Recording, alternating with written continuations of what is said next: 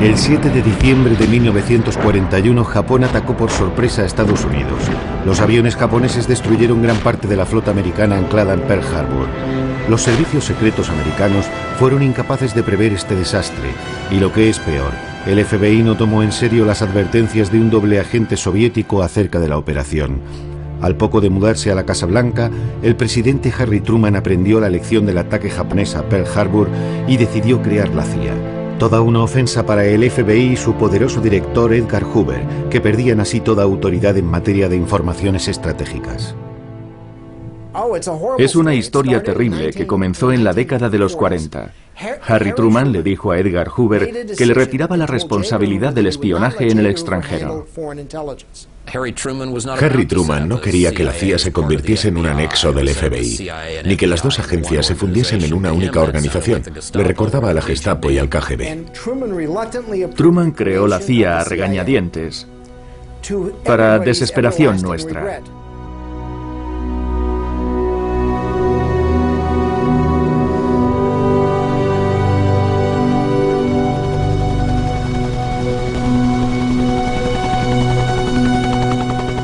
Langley, Virginia, a unos 20 kilómetros de Washington. Aquí se encuentra el cuartel general de la CIA, una fortaleza. 16.000 personas trabajan en ella. La CIA está exenta de revelar su presupuesto, su organigrama, los nombres, las personalidades, las funciones, los salarios y el número de empleados. Por ello, las cifras que circulan son de lo más fantasioso. Se sabe que sus efectivos han pasado de 35 personas en el momento de su creación a las cerca de 100.000 actuales, y su presupuesto de unos cientos de miles de dólares a 28.000 millones. La CIA se encarga del contraespionaje exterior, pero no puede operar en el territorio estadounidense, un terreno reservado al FBI. Truman situó a la CIA bajo la autoridad directa del presidente de los Estados Unidos, pero muy pronto la agencia se le escapó y se convirtió en el único servicio encargado de dirigir las actividades especiales clandestinas y las operaciones subversivas en el extranjero. Los estatutos de la CIA en su creación eran claros: recabar, clasificar, coordinar y evaluar información, intervenir en los casos en los que la diplomacia resultaba insuficiente y la acción militar estaba contraindicada. La CIA nació con la Guerra Fría. Tenía una sola función: predecir cuándo, cómo y dónde la Unión Soviética iba a atacar a los Estados Unidos. Fue creada solo para eso, después del ataque a Pearl Harbor y el fracaso de nuestros servicios secretos. Desde principios de los 50 hasta finales de los 80, nuestra misión consistió principalmente en averiguar los planes y las intenciones del Politburó en Moscú. Cometimos un error fundamental desde el principio al concentrar todos nuestros espías en lo que denominábamos el blanco principal, de modo que nuestros servicios se centraron en la URSS. La CIA y los servicios de inteligencia americanos juntos destinaban entre el 55 y el 60% de sus presupuestos a la Unión Soviética. Era nuestro trabajo, oponernos a los soviéticos en el tercer mundo, en donde fuera, en el este de Angola y en el Congo, en Afganistán, en Irán. Era una guerra sin fin, podríamos decir secreta, que duró años. Eran las reglas del juego. Teníamos que descubrir las intenciones del adversario. La mejor forma de hacerlo era infiltrarse en sus organizaciones, situar dentro a un agente nuestro o captar a uno de los suyos. Eran las reglas del juego y nosotros las seguimos. Tomamos el camino equivocado desde el principio al intentar traer a Estados Unidos al mayor número posible de ex-nazis. En 1943, Allen Dulles, futuro director de la CIA, fue a Suiza para iniciar unas negociaciones secretas con algunos dirigentes nazis. Ya había habido algunos contactos con el general Reinhard Gehlen, responsable de los servicios secretos hitlerianos, Otto von Bolswing, la mano derecha de Eichmann, y Klaus Barbie, todos criminales de guerra. La CIA les contrató después de la capitulación. Allen Dulles, un abogado de Wall Street, tenía como cliente principal a la Standard Oil, una de las compañías que negoció con los nazis durante la guerra. América se vio literalmente infestada de nazis después de la Segunda Guerra Mundial. Era el precio que había que pagar para recuperar los cerebros alemanes. Fue el primer error. El segundo fue creer que podíamos intervenir en asuntos ajenos y derrocar a algunos gobiernos con nuestro dinero, utilizando nuestra influencia con determinados clanes. En 1953, en plena Guerra Fría, Allen Dulles fue nombrado director de la CIA. Con su llegada se multiplicaron sin cesar las operaciones especiales y secretas. Si nos remontamos a 1947 y nos fijamos en las operaciones realizadas en Guatemala, Hungría, Berlín, Vietnam y Chile, observamos los mismos métodos una y otra vez. La CIA organizó numerosas operaciones clandestinas. Una de las razones es que nadie más podía hacerlo. Los otros servicios no constituían ninguna competencia en este tipo de operación. Otra razón es que los presidentes americanos enseguida comprendieron que podían utilizar esta arma secreta sin tener que dar explicaciones ni rendir cuentas a la población. La situación fue cambiando con el paso de los años. Con Eisenhower e incluso en los primeros años de Kennedy, había mucha más disciplina y discreción. Por aquel entonces, la CIA intervenía realmente en Irán o en Guatemala. Pero la población no estaba al corriente de estas operaciones porque quienes las conocían no hablaban de ello. Allen Dulles organizó en mayo de 1953 la Operación Ajax, el primero de una larga serie de golpes de Estado totalmente dirigidos por la CIA. En Teherán, el primer ministro iraní Mossadegh acababa de decidir la nacionalización de la anglo-iraní Oil Company. Los británicos organizaron un embargo internacional contra Irán, sumiendo al país en el caos. Pero las compañías petroleras anglosajonas que abandonaron el país consideraron que esta medida era insuficiente y presionaron al primer ministro inglés para que pidiese ayuda al presidente Eisenhower para deshacerse de Mossadegh. Allen Dulles organizó su derrocamiento y el regreso al poder del joven Shah Reza Pahlavi, que dirigió el país hasta su caída 25 años más tarde. No fue un golpe de Estado perfectamente organizado, más bien fue algo impreciso. ¿Saben quién estaba detrás de todo esto? British Petroleum. El primer ministro británico vino a ver a Eisenhower y le dijo: nos estamos arriesgando a perder los pozos petrolíferos y los necesitamos igual que ustedes necesitan los de Arabia Saudita. Y los americanos fueron a Irán. En aquella época, Macmillan era primer ministro. Prácticamente forzó a Eisenhower y a Allen Dulles a intervenir y a hacerse cargo de la situación sobre el terreno. Cuando los ingleses se entrevistaron con Eisenhower, el argumento que convenció al presidente americano no fue: cuando las cosas vuelvan a la normalidad les daremos parte del petróleo iraní, sino más bien: Mossadegh está perdiendo su poder en beneficio de los comunistas y la Unión Soviética acabará instalándose en Irán igual que hizo en China. Y a usted, presidente Eisenhower, no le interesa ser quien tenga que explicar después cómo pudo dejar que se perdiese Irán. Hubo un procedimiento muy formal en el caso de Mossadegh. Era un plan organizado. Pensaron: Mossadegh es un mal hombre de Estado. Es débil, irracional y los comunistas ganan terreno. El Shah tampoco tiene poder y no hará nada para cambiar las cosas. Tenemos que intervenir nosotros para salvar al país de la amenaza soviética. Fueron así de directos. Mossadegh era un comunista. No me cabía la menor duda. Y me pareció que se trataba de una idea excelente. Si no nos hubiésemos deshecho de él, seguramente habría habido un gobierno socialista, comunista o Dios sabe qué. No podíamos permitir que cayese Irán. Pero por otra parte tampoco podíamos hacer una segunda guerra de Corea en Irán. Una operación clandestina era la solución menos costosa. La CIA permanecía inactiva y Allen Dulles acababa de asumir sus funciones con la misión de actuar. Y lo hizo. Según él, la forma menos costosa de mostrar que éramos una gran potencia era derrocar a algunos gobiernos confiando el trabajo a la CIA. El éxito fue tal que pensaron que tenían que hacer lo mismo en Guatemala y en otros países. Era lo más sencillo. Si era inmoral o no, eso les daba igual. En junio de 1954, el nuevo presidente de Guatemala, Jacobo Arbenz Guzmán, decidió repartir entre los campesinos más pobres del país unas hectáreas pertenecientes a la multinacional americana United Fruit e instaurar un impuesto para las exportaciones. Guatemala era el primer productor de bananas y de frutas tropicales del Caribe.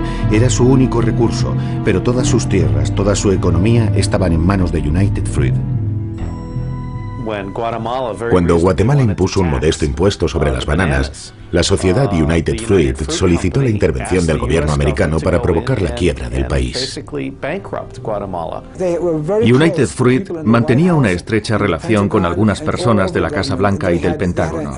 Tenía mucha influencia en el gobierno americano y estaba en situación de pedirle el derrocamiento de Arbenz. Pasaban del socialismo al comunismo y nosotros teníamos que oponernos. Había dos bandos, United Fruit y el comunismo, y Jacobo Arbenz estaba en el lado equivocado. En una reunión del presidente Eisenhower, Allen Dulles y su hermano John Foster, que dirigía el Departamento de Estado, se fraguó un auténtico golpe de Estado. Los hermanos Dulles, que poseían el bufete jurídico más importante de Wall Street, ocupaban los dos puestos más importantes del gobierno de Eisenhower, Asuntos Exteriores y la CIA. Además, Allen Dulles, número 1 de la CIA, formaba parte también del Consejo de Administración de United Fruit. Dos hermanos, uno a la cabeza de la CIA y el otro, el número 1 del Departamento de Estado, con una empresa familiar trabajando para United Fruit en América Latina. Allen Dulles dirigía su propia CIA desde su despacho del número 44 de Wall Street.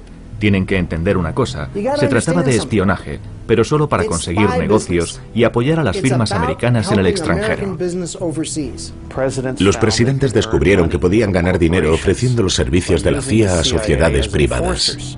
La CIA depuso a Arbenz Guzmán, que abandonó el poder, y en su lugar colocó a una junta militar dirigida por el general Castillo Armas. La primera medida que tomó Castillo Armas fue poner fin al proyecto de reforma agraria que amenazaba los intereses económicos de los Estados Unidos y de United Fruit. Sin duda es una de las peores cosas que han hecho la CIA y el gobierno americano. El gobierno americano y la CIA son responsables del genocidio que cometieron en Guatemala las personas que ellos habían puesto en el poder para no tener que pagar un débil impuesto sobre las bananas. Pusieron en el poder a una dictadura militar que mató a cientos de miles de personas en 40 años en Guatemala. Todo el mundo cree que la intervención contra Arbenz era una operación perfectamente organizada y que el derrocamiento de Mossadegh era un plan muy elaborado.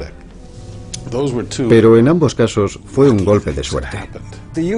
Estados Unidos manejaba el mundo como si fuera la película El Padrino. Su política exterior era de una arrogancia increíble.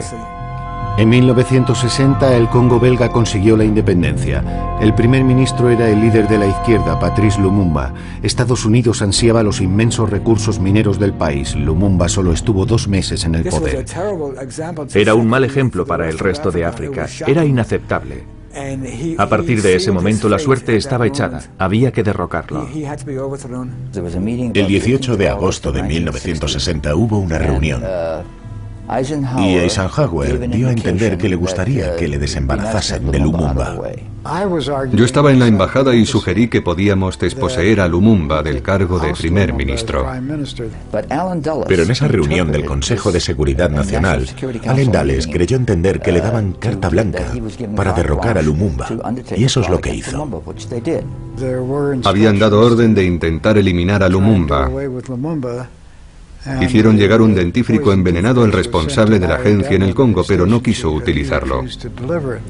Nuestros agentes no estaban dispuestos a implicarse en un asesinato. Entonces propuse una solución política, pero en Washington pensaron que otro tipo de intervención sería más apropiado.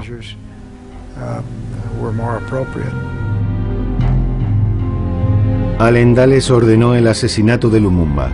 En 1975, una comisión de investigación parlamentaria concluyó que el presidente Eisenhower había dado su visto bueno. El general Mobutu, que se había hecho con el poder, mandó ejecutar a Lumumba con un tiro en la cabeza y disolver luego su cuerpo en un baño de ácido.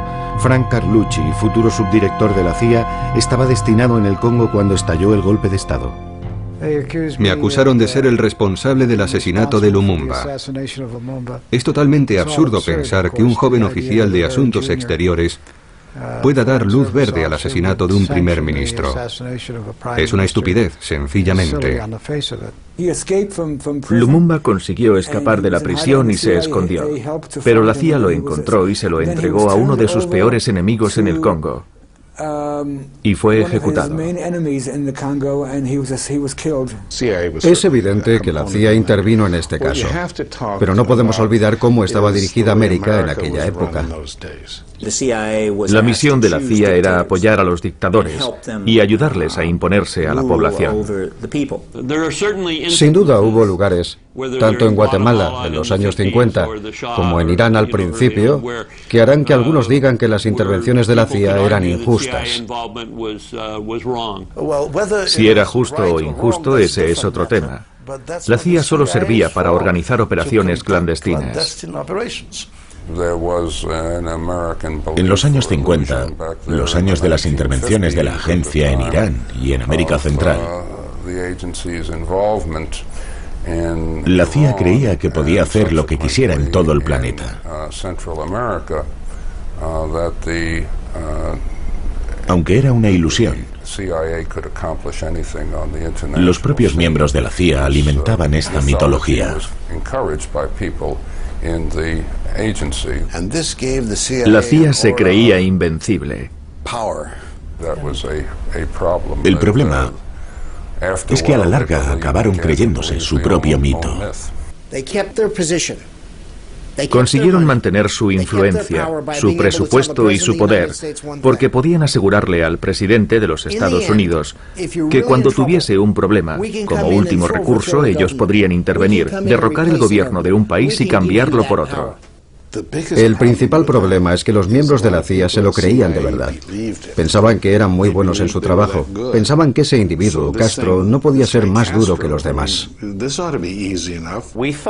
Nos creímos que podríamos tratar Cuba como una simple república bananera, pero Cuba resultó ser más fuerte y más competente de lo que los burócratas americanos se imaginaban. Y nuestra, de todos, de los revolucionarios, de los patriotas, será la misma suerte.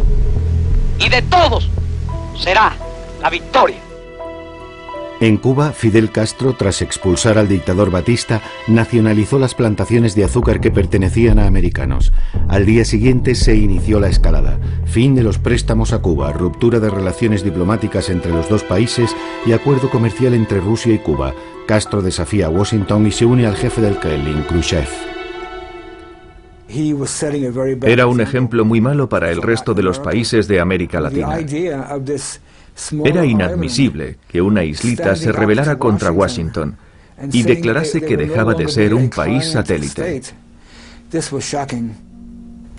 El día de la transmisión de poderes, el propio Eisenhower entregó a John Kennedy el informe Bahía de Cochinos, un complot organizado por Allen Dulles y Richard Nixon cuando estaba convencido de que iba a vencer a Kennedy en las elecciones de 1960. De este modo, Kennedy heredó un proyecto puesto a punto por la CIA para derrocar a Castro a través de un desembarco en Bahía de Cochinos. Dio su conformidad, buscaba una iniciativa.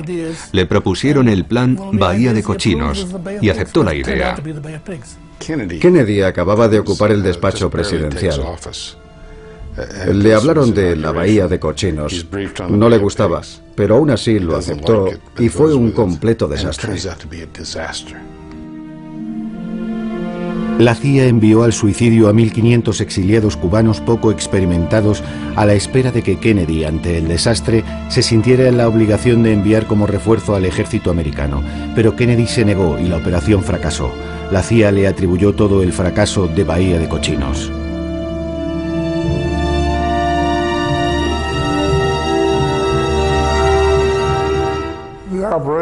La operación fue un fracaso, porque la dirigieron mal.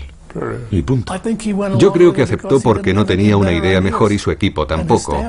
Actuó con los medios que tenía a mano. Era una operación militar mal preparada y las informaciones no eran buenas. Pensar que un puñado de hombres podía desembarcar y de una forma u otra derrocar al régimen era subestimar la popularidad de Castro. Esperaban que se nos uniesen los cubanos, pero no lo hicieron. La estrategia militar era mala y aún así nos obligaron a ir.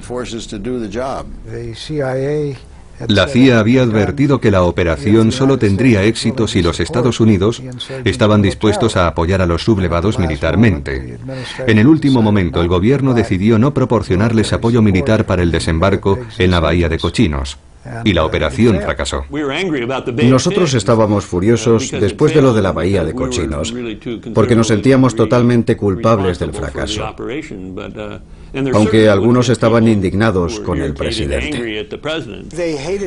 Odiaban a Kennedy sobre todo porque, según ellos, se había negado a enviar la aviación en la operación de Bahía de Cochinos. No podemos afirmar que a la CIA le gustase el presidente o no.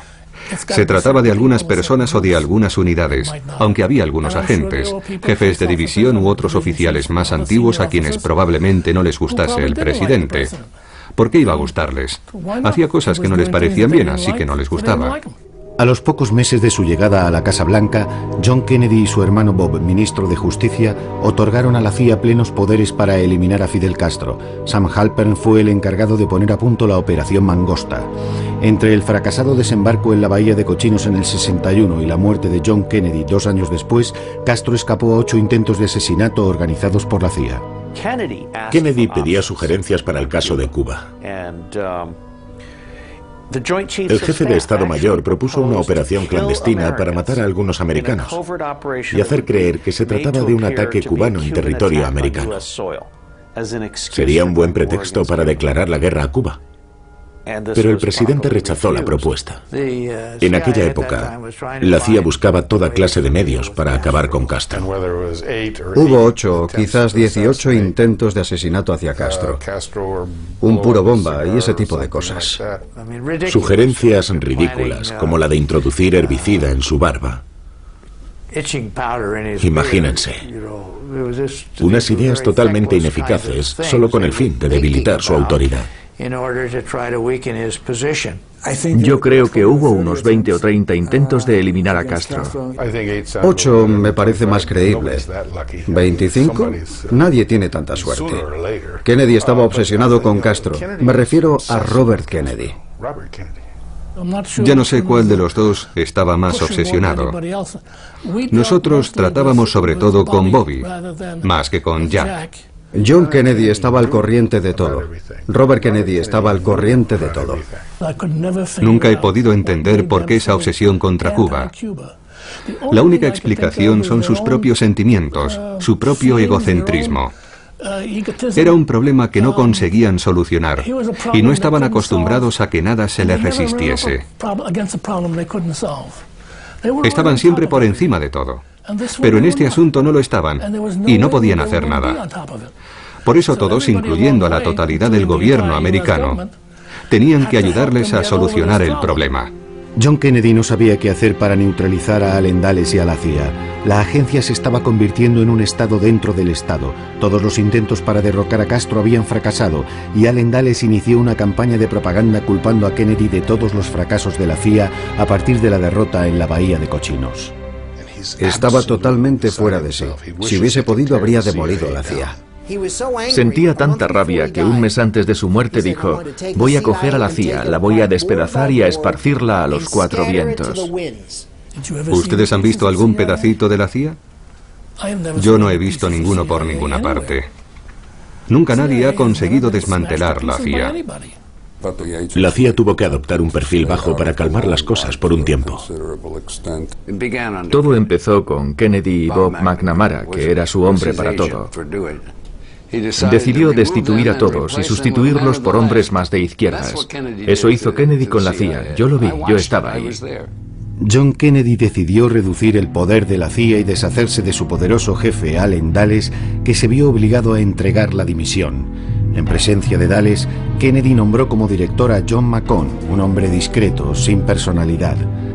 Allen Dulles estaba furioso por lo que él denominaba como su destitución. Durante 10 años había sido la personificación de la CIA.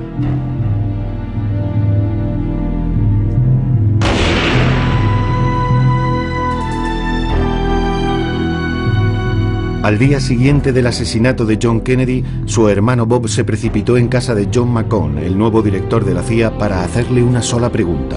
¿Ha matado la CIA a mi hermano? La pregunta surgió después del asesinato del presidente en noviembre de 1963. Sí.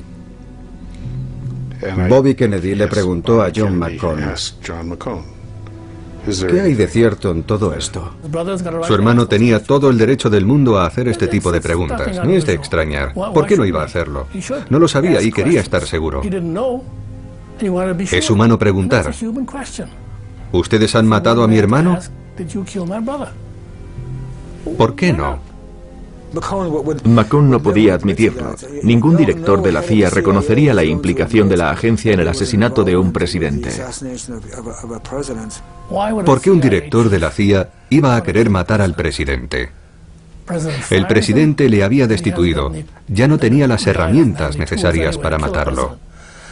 ¿Y con qué objetivo? ¿Demostrar que no le gustaba el presidente?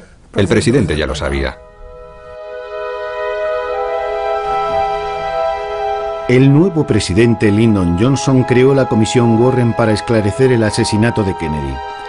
Pero curiosamente se confió la investigación a Allen Dulles, cuando todos sabían que Kennedy y él se odiaban y que Dulles había perdido su puesto por culpa de Kennedy. Dulles se dejó filmar en Dallas. Charles Cabell, el que fuera subdirector de la CIA, le ayudó con las investigaciones. Cabell era hermano del alcalde de Dallas. Unos meses más tarde, el juez Warren falló sus conclusiones en presencia de Lyndon Johnson. No hubo ningún complot. Harvey Oswald actuó en solitario. Allen Dulles hizo cuanto pudo para que fracasase la Comisión Warren. No es de sorprender, sobre todo si se quiere que no se sepa nada. Y eso era lo que él quería. Di instrucciones a la CIA de que todas las informaciones estuviesen disponibles. La CIA vació prácticamente todos sus informes sobre el asesinato de Kennedy. Y no había ni una sola prueba de conspiración, y menos aún de la implicación de la CIA en el asesinato. No puedo ni siquiera imaginar a la CIA implicada en el asesinato de un presidente americano. Sobrepasa la peor de las fantasías. Este asunto se convirtió en un objeto de culto. Yo no he encontrado nada que me haya parecido convincente, ni nada que me haya demostrado lo contrario. El Congreso gastó $6 millones en la investigación. Cuando asumí la dirección del FBI, me hicieron llegar una cinta que daba a entender que había un segundo francotirador enfrente, en la colina. Es interesante. Cuando yo entré en la CIA descubrí que un francés pretendía saber mucho sobre el asesinato de Kennedy. No puedo decirles más, solo que había dado muchos detalles. Yo tenía muchas ganas de leer su testimonio, por simple curiosidad, a título personal. Así que solicité el informe. Me respondieron que era un informe clasificado top secret, muy delicado, sellado con unas grandes cintas negras, y que nadie podía consultarlo a excepción del director de la CIA o del responsable de operaciones. Esperé al sábado siguiente, que estaba de guardia, y redacté una carta de autorización para consultar el informe. Luego la deslicé entre los formularios que tenía que firmar el director de operaciones. Los dejé en su despacho. Él tenía mucho trabajo y firmó todo sin leerlo. Por fin tenía permiso para consultar el informe. Era un informe enorme, 12 tomos dedicados exclusivamente al asesinato de Kennedy. Pero cuando me presenté, me devolvieron la carta diciéndome: lo sentimos mucho, hemos perdido el informe. Ha desaparecido.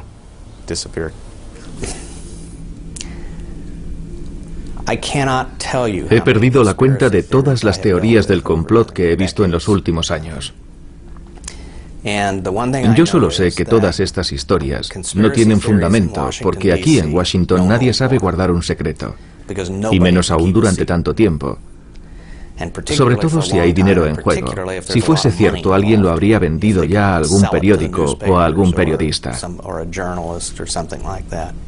Nadie puede guardar también un secreto. Habría sido necesario que miles de personas, en el FBI, en la CIA, en el ejército, en el Pentágono, guardasen el secreto del asesinato de Kennedy. Lo cierto es que el asesinato de Kennedy sigue siendo el mayor secreto de América. No sabemos lo que realmente pasó. Meses después del asesinato de Kennedy, Lyndon Johnson puso en tela de juicio el plan de retirada de los asesores militares americanos en Vietnam, concebido por el desaparecido presidente. Le dijo a un general que se impacientaba: elíjanme y tendrán su dichosa guerra. En la guerra de Vietnam, nosotros éramos un tanto escépticos sobre la posibilidad de ganar una guerra de guerrillas contra el norte, mientras este siguiese siendo un santuario. En agosto del 64, la CIA montó un falso ataque norvietnamita contra un buque de guerra americano en el Golfo de Tonkin. Con esta agresión preparada pieza a pieza, Johnson tenía por fin un pretexto para multiplicar por 10 el número de soldados americanos que combatían en el sudeste asiático e iniciar los bombardeos contra Vietnam del Norte. El buque americano Maddox ha sido atacado en alta mar en el Golfo de Tonkin. Se trata de una agresión deliberada.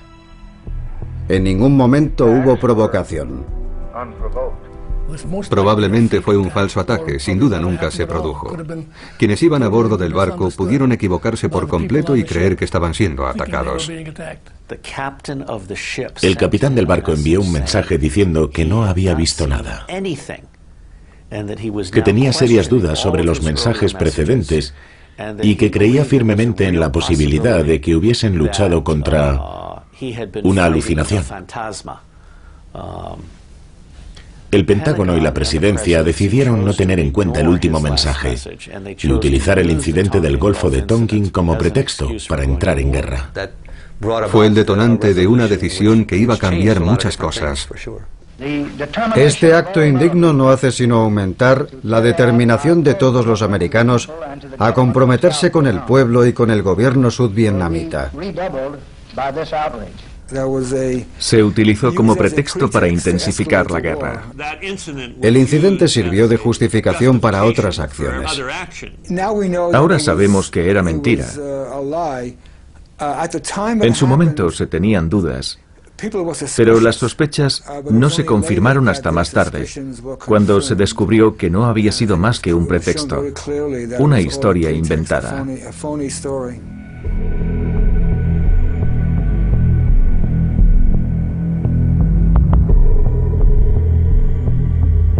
En Vietnam se puso en marcha la Operación Fénix. La CIA se encargó de aplicar pura y llanamente un programa de asesinatos de civiles, profesores, médicos, ejecutivos, para paralizar el país. Unos instructores americanos de la CIA formaron a equipos especiales. Para aterrorizar a la población, los escuadrones de la muerte firmaban cada asesinato. Después de cada acción colocaban una carta de la baraja, el as de picas, a la vista en los cadáveres. La mayoría de las víctimas fueron torturadas antes de ser ejecutadas. William Colby, el responsable de la CIA que dirigía la operación, fue nombrado director de la agencia unos años más tarde. El objetivo de la Operación Fénix era destruir la infraestructura norvietnamita. Querían eliminar a cualquier persona que tuviera el mínimo contacto con el Vietcong. Era una operación clandestina que nos ordenaron cumplir para poner trabas a los esfuerzos norvietnamitas. Bill Colby estaba detrás de Fénix, una operación que mató a muchos vietnamitas. Lo cierto es que no me apetece mucho remover este asunto. Bill se encargó de ponerlo a punto, de organizarlo. Era un dispositivo defensivo destinado a proteger nuestras operaciones. Bill Colby me juró que la operación había sido relativamente limpia y un éxito. Sencillamente mataron a todo aquel que presuntamente tuviese la mínima relación con el Vietcong. Y no me refiero solo a soldados, sino también a civiles. Fue una masacre espantosa.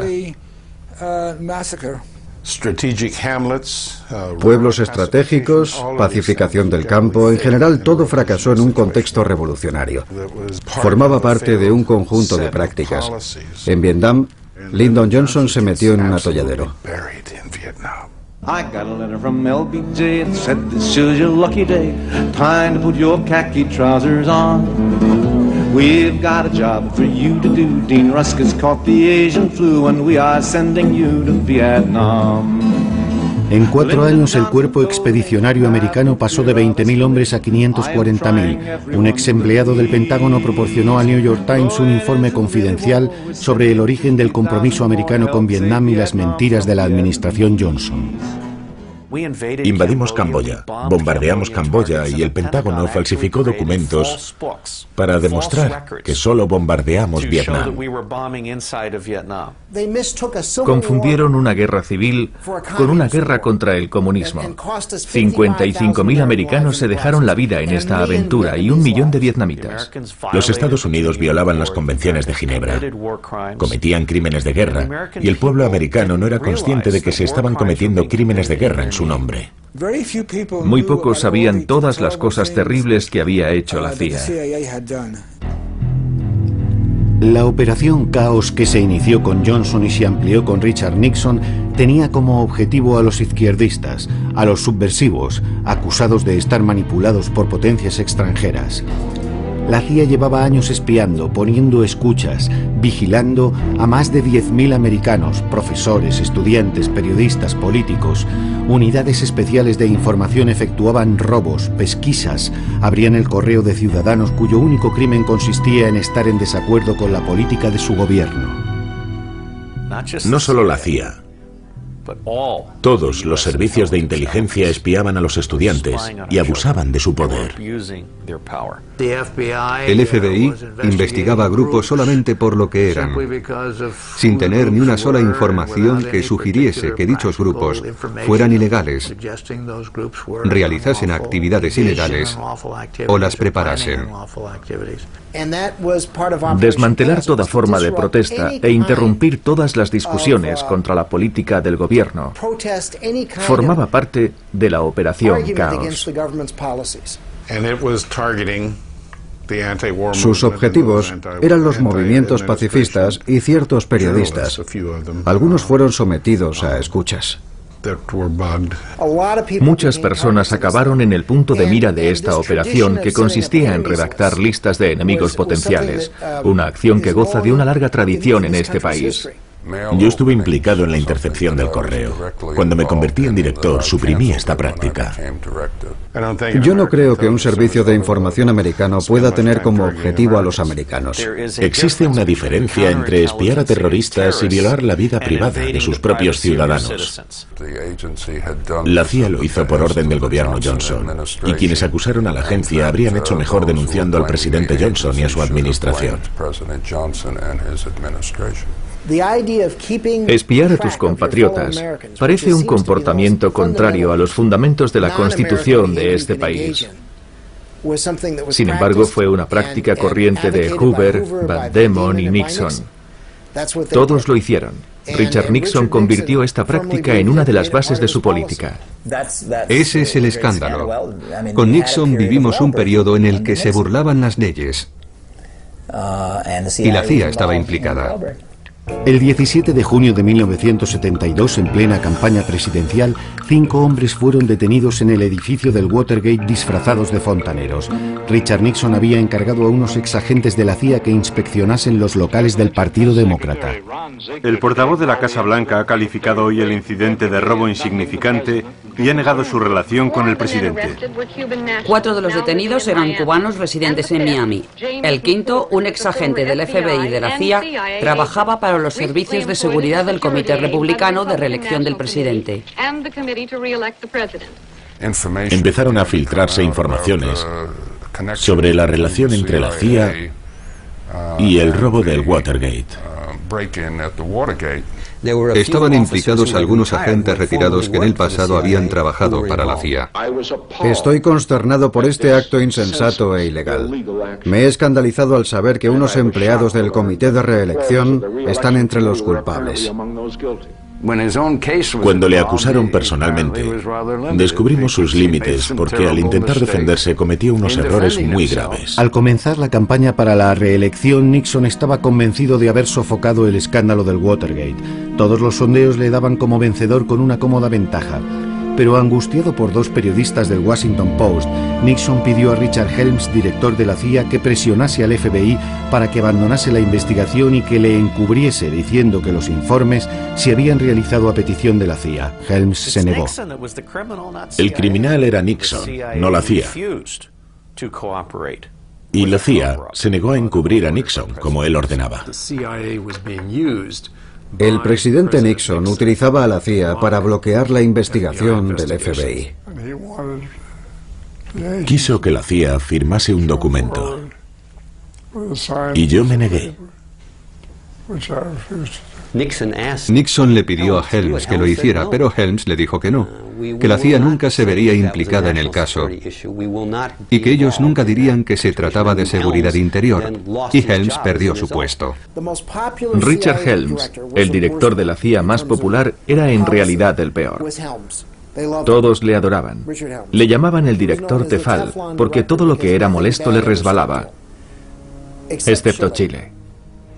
En 1971, el candidato socialista Salvador Allende ganó las elecciones presidenciales en Chile. Fue demasiado para Nixon, que horrorizado dio carta blanca al director de la CIA, Richard Helms, para impedir que Allende asumiera su cargo. Es una fórmula periodística. Carta blanca. ¿Cuántas veces te dan realmente carta blanca? En cuanto a Allende, Nixon nos encargó que hiciésemos todo lo posible para que no accediese al poder.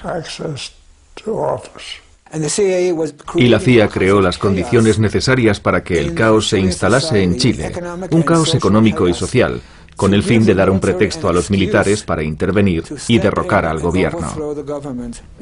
Nadie habló de matar a Allende. Teníamos que intentar que abandonase el poder.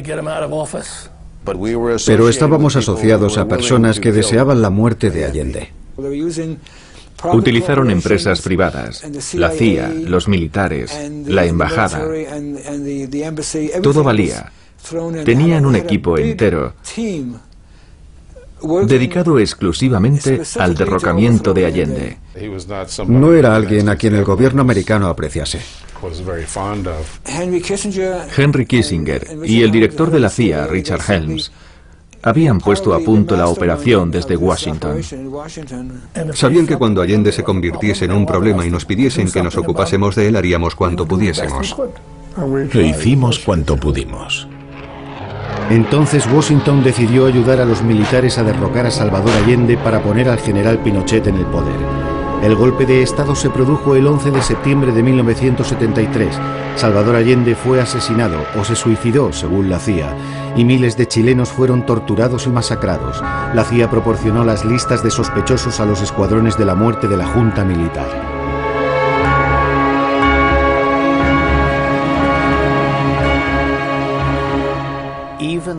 Incluso los agentes de la CIA más experimentados, personas con 20 o 30 años de servicio, no son todavía conscientes de la cantidad de asesinatos y operaciones clandestinas que la CIA ha podido cometer.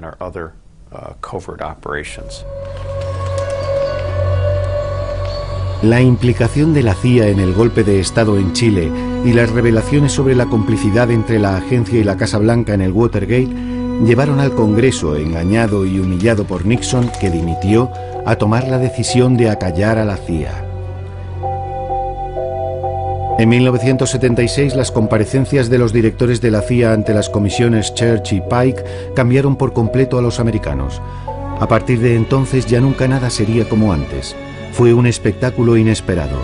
El apoyo de la CIA al general Pinochet y su participación en el derrocamiento del régimen socialista de Allende, que el informe Church sacaba a la luz, salpicaron al secretario de Estado Henry Kissinger. El gobierno americano no quería desestabilizar ni derrocar, sino mantener... ¿Cómo dice? ¿Cómo? Sino mantener en su puesto a los partidos políticos que cuestionaban las elecciones. Nosotros intervenimos por las próximas elecciones del 76, pero en ningún caso intervenimos en el golpe de Estado de 1973, del que no sabíamos nada. Henry Kissinger no estaba muy contento con las revelaciones de las comisiones Church y Pike, porque recibía muchas críticas por lo que había dicho o hecho. Chile es un ejemplo claro de abuso de poder de los americanos.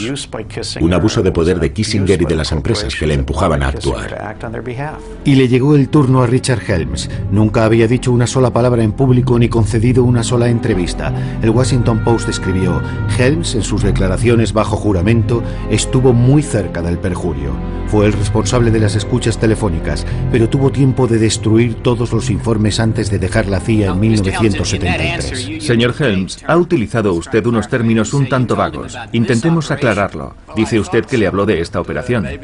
Eso es lo que yo pensaba, pero quizás no haya sido lo suficientemente claro. Pensaba que era necesario que encontrásemos pruebas, y para obtener ese tipo de información había que abrir el correo. ¿Piensa usted que la CIA está por encima de la ley? Nosotros solo intentamos hacer nuestro trabajo, proteger a nuestro gobierno y nuestro sistema de vida. Intento comprender cómo un programa como este ha podido durar 20 años. Se han burlado de las leyes de este país en todos los ámbitos, a nivel de nuestros estatutos, de nuestra Constitución, de las decisiones de la Corte Suprema.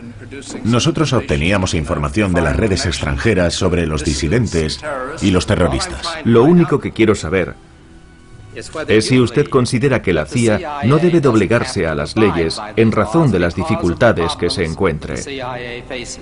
En mi opinión, yo creo que en la vida no todo es blanco o negro. ¿Era usted consciente de la gravedad de la ilegalidad? Lo era. Y a pesar de todo, continuó y prosiguió con el programa. Su declaración, según la cual la operación fue interrumpida, era una mentira. Seguían abriendo el correo. ¿Cómo es posible que el presidente no tuviera ningún control sobre la CIA ni sobre...? Me gustaría hacerle solo una pregunta. ¿Piensa usted que el señor Nixon no estaba al corriente de la operación de intercepción del correo que efectuaba la CIA? Suponiendo que lo estuviera, ¿ni usted ni nadie quiso informarnos de ello? El presidente recibió una nota que le ocultaba la verdad. Pregúntele al presidente Nixon si estaba al corriente o no. Y después incúlpeme a mí. Si usted fuera el presidente de los Estados Unidos y tuviese como recomendación un informe firmado por el director de la CIA, es decir, usted, ¿se lo creería? Debo admitir, señor presidente, que en efecto esa es la impresión que da. Y lamento mucho si entonces pude cometer algún error. Él estaba acostumbrado a mentir al presidente, al Congreso. Estaba acostumbrado a hacer como si nada le afectase. En la CIA es un héroe. Richard Helms pasará a la historia de la CIA como el hombre que supo guardar un secreto. Y murió llevándose consigo secretos que nunca nadie conocerá. Así son las cosas. Por eso se llaman servicios secretos. Algunas cosas no pueden ser reveladas. Y Dick consiguió guardar muchos secretos. Era muy fuerte. William Colby, exdirector de la CIA, también testificó ante los senadores. Empezaron preguntándole sobre el golpe de Estado de Chile. La CIA ganaba dinero, acuñaba su propia moneda. ITT, por ejemplo, dio dinero a la CIA para desestabilizar Chile. Solo podíamos utilizar financiación oficial, aunque nos vimos obligados a crear organizaciones paralelas para las operaciones clandestinas. Como el señor McCone formaba parte de la CIA, mi pregunta no es insultante. Ustedes llevaban años practicando este tipo de actividades clandestinas y nunca nadie lo denunció. ¿Estaba usted al corriente de las relaciones existentes entre la CIA y la mafia? Y de ser así, ¿cuándo? ¿Quiénes? Colby se dio cuenta de que Frank Church no lo dejaría y prefirió hablar y explicarse. Este hecho cambió para siempre las reglas de la CIA. Colby tuvo que responder a las preguntas relativas a los métodos expeditivos de la CIA y a sus intentos, con éxito o no, de asesinato, en concreto a Castro. ¿Esta pistola permite tirar flechas? Sí. ¿Qué alcance tiene? Unos 100 metros, sí. Creo que alrededor de 100 metros. Acorralado por el Senado, Colby aceptó hablar sobre Vietnam y la Operación Fénix. En realidad, la Operación Fénix era un programa de asesinatos. El objetivo era la eliminación de cualquier infraestructura norvietnamita. ¿Hablaban de ello en las reuniones? Según usted, ¿cuántas personas fueron eliminadas? Alrededor de 20.000 personas fueron ejecutadas aquel año. Como sucede con la mayoría de las resoluciones del Congreso o de la Presidencia, con el paso de los años su efecto fue irrisorio, por no decir nulo. Ninguna de las dos comisiones tuvo un impacto real porque nunca tuvieron en cuenta la mentalidad, el carácter y la particularidad de las personas que realizaban este tipo de operaciones. No se puede creer ingenuamente que el Congreso, en su profunda sabiduría, vaya a sentarse en la cúpula del Capitolio, celebrar una sesión y crear unas leyes que cambien los servicios de inteligencia. Si releemos las comparecencias de las comisiones Church y Pike, comprobaremos que todo lo que hizo la CIA lo decidieron los presidentes, incluyendo los intentos de eliminar a Lumumba, la Bahía de Cochinos y otros asuntos.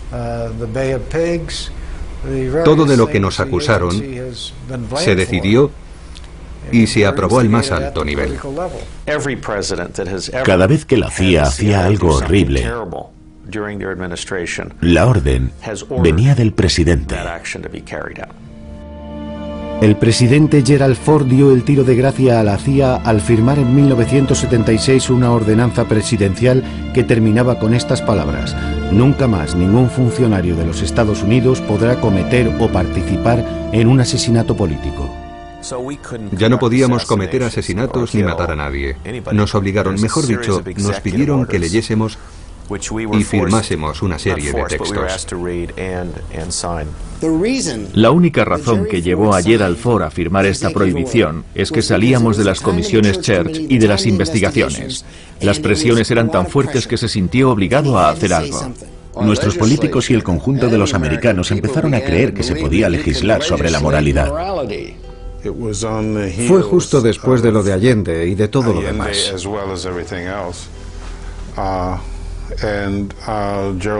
Gerald Ford lo descubrió cuando era presidente y firmó la Orden 12033, que estipula que no habrá más asesinatos. Punto final. Tonterías. Siempre lo han hecho. Si hay que asesinar a alguien por el interés del país, lo volverán a hacer. Todos los gobiernos lo han hecho cuando era necesario. No es nada extraordinario. El asesinato es una herramienta más del gobierno. Eso es todo.